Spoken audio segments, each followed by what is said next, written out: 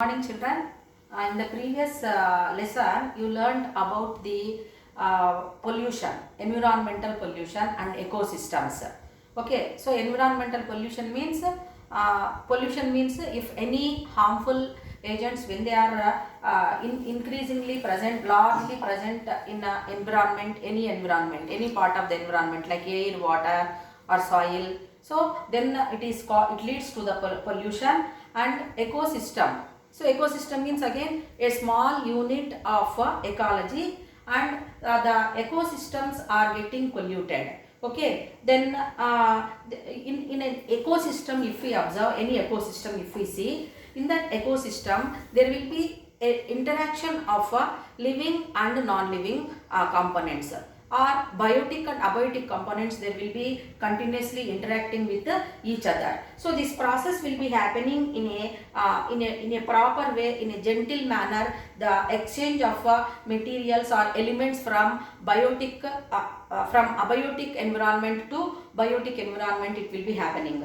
But sometimes what is happening means it will be sometimes it will be violent or destructive. Then we have to know how that is what destructions are going to be caused because of this destruction of ecosystem. Then what is an ecosystem means, just now you learned that a small unit of ecology. So ecology is said to be a branch of biology. So a small unit area where we are going to learn about the different organisms, living organisms. So different kinds of living organisms we are observing, and they are going to interact with each other. Okay, so in a particular habitat they are going to live, and they have some interaction with their among themselves, and with others are also they are going to interact. Apart from that, in that particular ecosystem or in that particular habitat, they are going to interact with the abiotic components also. Is it clear to children? Then here in a gentle manner the exchange of materials is going to happen, and it is everyone's responsibility to know how that process of exchanging of materials from biotic to abiotic and abiotic to biotic components is going to happen. So if it is happening in a gentle way, then there is no problem. Okay, so because it is taking place in a slow manners, like resources, if we take the resources which are present in any environment, like water you can take, or soil you can take, or any plants or animals, so we are going to make use of them. Even if we are making use of them continuously, they will be replenished, and they are going to be present, they are stable. But sometimes what is going to happen means, because of some of the activities, that recycling of or the exchanging of these materials will be not taking place in a proper way. Then so there are so many elements which are present in the nature, like hydrogen, then carbon or oxygen. All these elements are very much essential for the living organisms, and this oxygen and hydrogen are going to be made use by some of the living organisms, especially that plants. So they are making use of oxygen from the atmosphere, and hydrogens which is present in the water. Okay, so they are going to be made available in preparation of food, and the food whichever is prepared from the plants or by the plants is going to be used up by other living organisms. So like that, here the exchange of that process is going to happen. The cycles that involve the flow of nutrients from biotic organisms to abiotic organisms, or from earth, means it is said to be abiotic component, one of the abiotic components. So from abiotic environment to biotic environment, they are going to be exchanged. So that in a cyclic manner, that flow of nutrients, flow of elements whichever is happening, so that one we call it as a biogeochemical cycles. Chemical cycles. You know that the elements are present in the earth in a large scale. Different types of elements we are going to observe in nature. In this class you are going to learn about the important elements. So what are those important elements and how they are going to be exchanged from abiotic to biotic environment. So what are those elements we are going to learn under the biogeochemical cycles? Means one is said to be oxygen, nitrogen and carbon. So oxygen cycle, nitrogen cycle and carbon cycle. So this oxygen, nitrogen and carbon, if we observe, these are the elements, important elements which are present in almost each and every living organism. So how that cycling or how that flow of elements is going to happen, we are going to learn in the lesson biogeochemical cycles. Is it clear to you? We know that water is also one of the important natural resource whichever is going to be continuously exchanged from the abiotic system to biotic system. And water, if we take, it is the precursor of elements like hydrogen and oxygen. Hydrogen and oxygen. So now, so many ecologists that water, it is not going to be treated as a biogeochemical cycles, because without water there is no life at all. Is it clear to children? In spite of that also, we are going to learn about the water, how it is going to be exchanged from abiotic system to biotic system or biotic system to abiotic system, how it is exchanged, that we are going to learn under the cycle called hydrological cycle. Hydrological cycle. So hydrological cycle, it also called as a water cycle. Water cycle. Is it clear to you? So in this, what we are going to learn means, so that scenario of water, so how much water is present and how the water is exchanged from biotic to abiotic or abiotic to biotic, and how the water is getting polluted and what we have to do. So all these aspects we are going to learn now in this part of the lesson. Now we are going to learn about in this lesson the hydrological cycle, then oxygen cycle, nitrogen cycle and carbon cycle, children. So these elements, how they are going to be exchanged. So first we learn about the water. Now, what is the importance of water? Okay, so you know that water is said to be very, very important for all living organisms, and it is going to dissolve the different kinds of materials. Is it not, children? So our different chemicals are getting dissolved in that. So water is acting as a universal solvent. Universal solvent means many kinds of minerals or elements are getting dissolved in that. So that's why it is having the capability of dissolving substances. So it is called, water is called as a universal solvent. Apart from that, here the water is, as it is present in the living system, so most of the body that percentage of the components, if we are present in the body, if we observe, so our body is having 70%, 70 to 80% of our body is having water. Not only our body but other living organisms also having more percentage of water. Then what are the uses of water? So water is helping in performing different types of biochemical reactions. Like in plants, if you take photosynthesis process is going to happen. Activities, biological activities are happening because of water only, whichever is present in the living system. So what are the biological activities?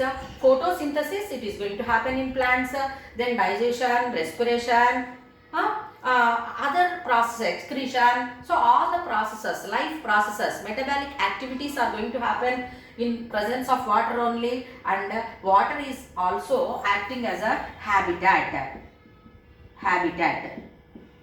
So what is the meaning of habitat here? So you know that it is said to be habitat is a place, okay, suitable place for the organisms to live. Okay, so that one is called as habitat. So many kinds of animals and plants we are observing which are living in water. So like that, these are the uses of water. You know that if we observe the globe, 3/4 of the earth is covered with water, and maximum amount of water, that is 75% of water, is present in oceans. And this water is not fit for us to use.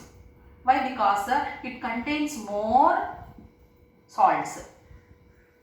Okay, so oceanic water is very much salty in nature, and the concentration of salts is also constant there in the oceanic water. So that's why we can't able to make use of this water. And now we have to think of the fresh water, whichever how much it is left over. So now how, suppose if we take in that 95% of water is present in the oceans, and remaining 3% is said to be fresh water. Is it clear to you? So in that 3% also, what is happening means, so 2% of 2% of this fresh water, again if we see from that from this 3%, what is happening means it is present in the frozen state.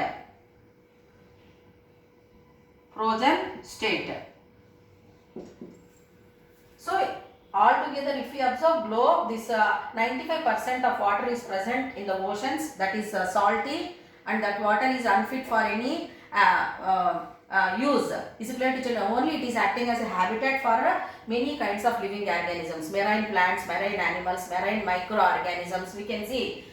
But for human activities, this water is not fit. Then remaining percent is 3%, it is fresh water. So in that also 2% is constantly kept frozen state. So where do we observe that frozen state?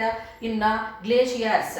Okay, on the mountain regions if we see, so glaciers we can observe. Apart from that, in polar regions, almost all the days the water is kept frozen in condition. So that water also we are not going to make use of it. Only 1% of water, okay, out of this 3%, 2% is in a frozen state, and 1% only it is there, and it is only the made available for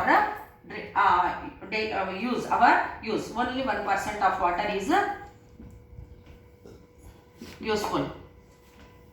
We are making use of it. Okay, so this 1% of water, where it is present, in different places it is present, in rivers or in soil moisture or groundwater, like that it is present. So 1/4 of this is present as groundwater. Out of this 1%, 1/4 is in the form of groundwater, and only about 0.009% it is present in the rivers, ponds, lakes. So you can imagine that how much scarce the fresh water is there, and which we are going to make use of that water for our daily routine. Is it clear to children?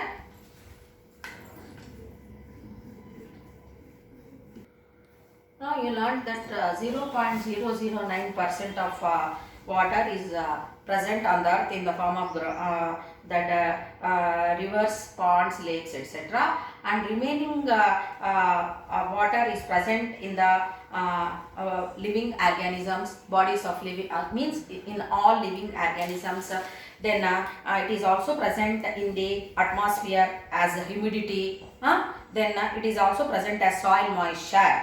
Okay, then now the very little amount of water is present, and that to 0.005% of water is present in all living organisms. Is it clear to children? Then, so we learned that already the water is very much useful for all kinds of biochemical reactions. Is it clear to you? So the survival of the living organisms is happening because of water whichever is present in the living system. Very less, that is 0.005% of water is present in the that water is present on the earth, and even that also, in that also 70% is present in our body only. Is it clear to children? So plants are making use of water. So you know that hydrophytes, they live in water, and animals also they live in water, and other organisms are also going to live in water. Means water is acting as a habitat. Then all biochemical reactions are also going to be happening in the presence of water only. Means water. So water is very much essential for all the kinds of biochemical reactions. Just now I said, no, photosynthesis or respiration or digestion or reproduction, etc. So it is that is the reason it is very important to know the importance of water in our life. Then now let us learn how the water is going to be exchanged. How the water is going to be exchanged from abiotic system to biotic system. Is it clear to you? Or in a cyclic manner how it is going to happen. So now you know that so oceans, they contain 95% of water. So that water whichever is present in the oceans, it gets evaporates and it forms as a clouds. So water whichever is present in the oceans, because of sunlight, what is happening? It gets evaporates and it forms the clouds. So what is going to happen to these clouds? So as that the liquid form of water, it changes to the gaseous form. Okay, water vapor and humidity like it is present, and when it condenses and when it sublimates, then what is going to happen? The clouds, when they are getting means the force of attraction between those molecules, when it is decreasing, what will happen? Means the clouds again they are going to be reaching the earth in the form of rain. Is it clear to children? So now what is going to happen to this rainwater? So now when it is reaching the earth in the form of rains, what will happen? Means it is going to be flowing in the different areas. So suppose if it is mixing with the rocks, means any rocky material, when it is flowing, the minerals whichever are present, they are going to be mixed up with the water, and the water is getting mineral water. Or suppose if it is flowing on any other parts, then the pollutants whichever are present, they are also going to be mixing in the water, and they are going to be reaching the water body, and in that way the water is getting polluted like. But whatever it may be, so that the cyclic exchange of water from the oceans then to the clouds, again clouds when they are condensed, and when it reaches earth in the form of rain, that entire cycling of water is called as a water cycle or hydrological cycle. Change of water, we call it as a hydrological cycle or water cycle.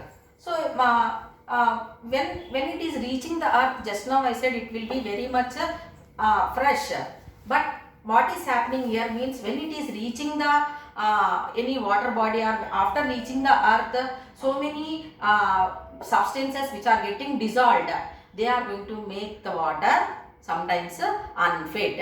So it is everyone's responsibility to to prevent or to some extent to control the water pollution. Because of water pollution, so many diseases are going to be spreading.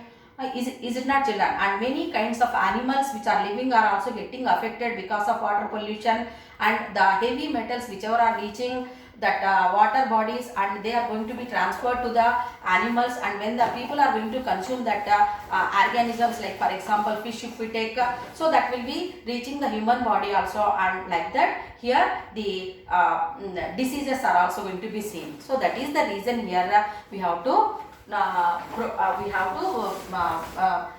control the water pollution. So till now we learned about the water cycle, and tomorrow we learn about the oxygen cycle and nitrogen cycle, etc. Thank you.